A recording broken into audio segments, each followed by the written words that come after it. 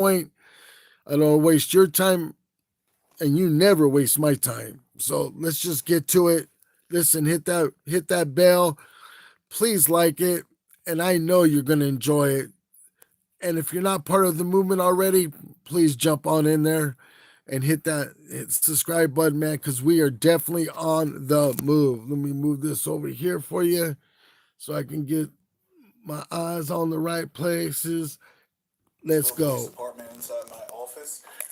Officer Raymond Verassi is also present at this time. Before we go any further, I'm going to give Officer Verassi a copy of the Garrity notice.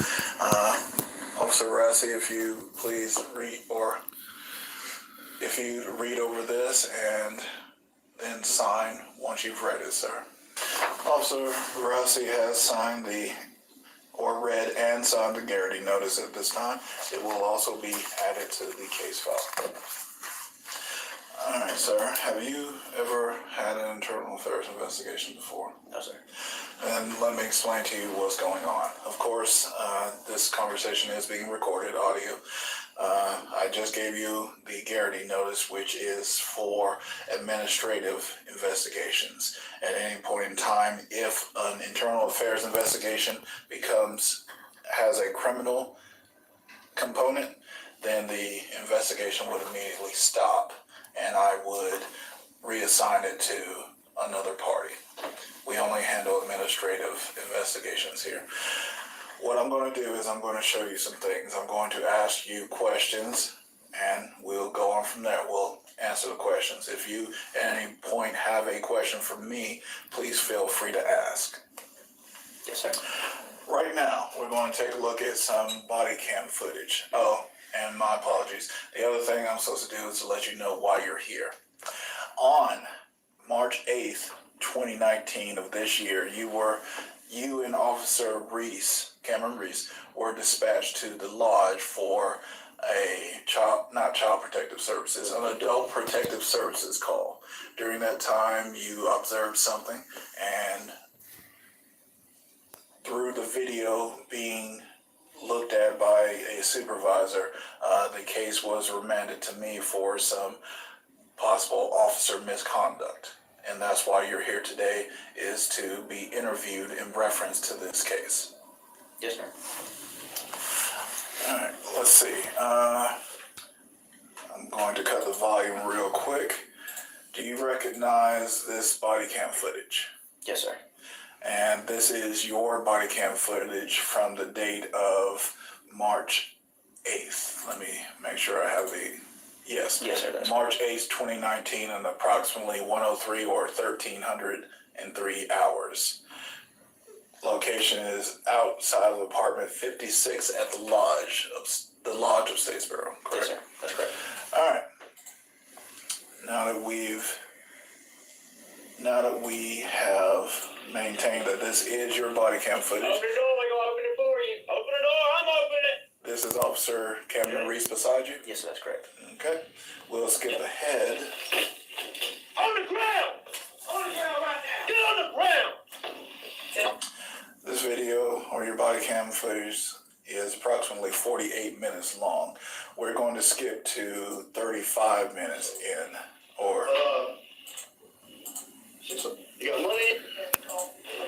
Leandre? Kind of not really. That's all we say. Okay, like I said. We're going to skip to 33 minutes again. Do you recognize the officer in the center of this video right now? Yes, sir. And who is that? Officer Chris Crockett. Okay. I've already watched this video footage, or your body cam footage, so I can tell you what's about to happen. Officer Crockett is about to make a statement in your and Officer Reese's presence. Yes, sir.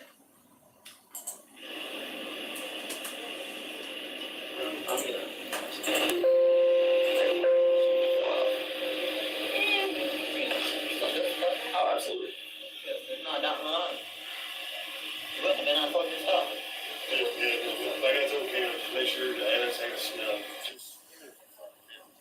Officer Crockett just made a statement. Make sure you annotate a smell. Oh, I did.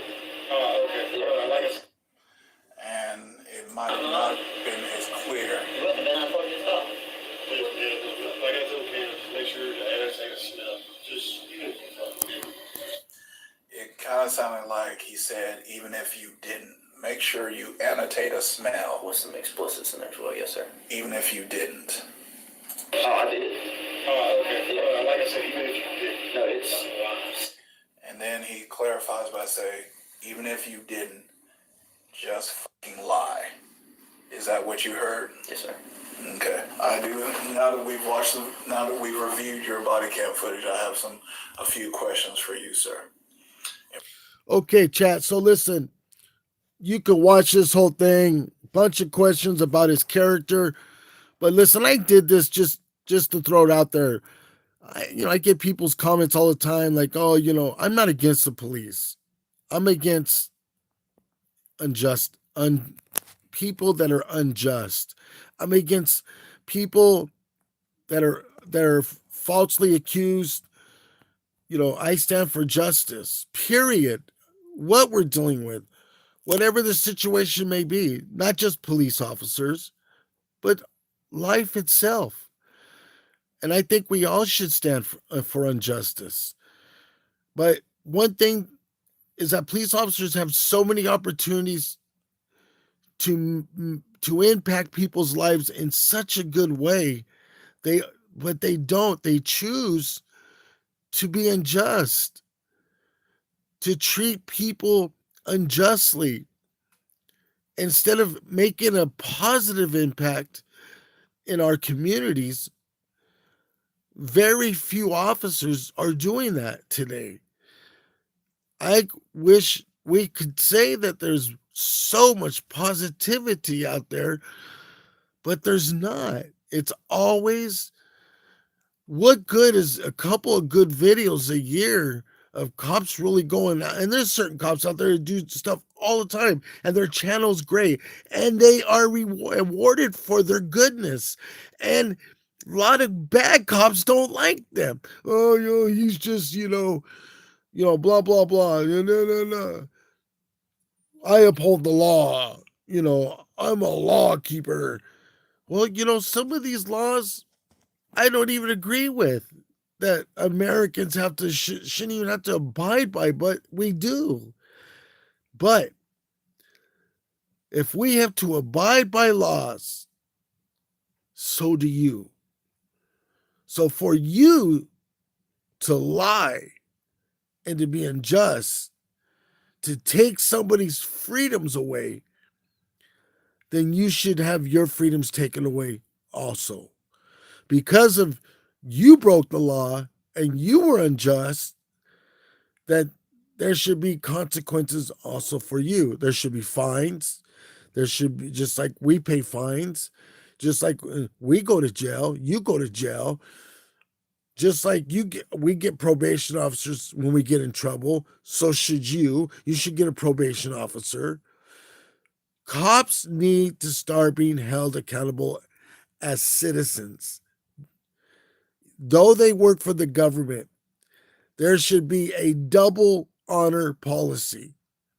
Because you're given the power to do what you can do, there needs to be a side effect, a double-edged sword. Means that if you break that or abuse that power, then the other side of that sword can cut you double. So if somebody gets a year for doing something that you did, you should get 2 years. Because why? You're a cop. You should know better. But unfortunately, this cop union stuff, they need to do away with the police union. It just doesn't work. They're not holding them accountable. They're not pushing for change. They're not, instead of saying, you're right, okay, we'll hold them accountable and demand change from some of these officers, you okay it. And many of them get rewarded. They're making, in some of these states, they're making up to 120, 150,000 a year with that's not even bonuses. Some of them make over 100,000 a year just on overtime. Can you believe that? Overtime. Listen, guys, I'm Rev. I react to injustice. And I want you to jump on this bandwagon, this movement. We're not a statue. We're a movement. We're something alive and going forward. America needs to go forward. We're stuck in this society thing of cops ruling our lives or interrupting our lives way too much today. Things need to slow down and some things need to be reeled in.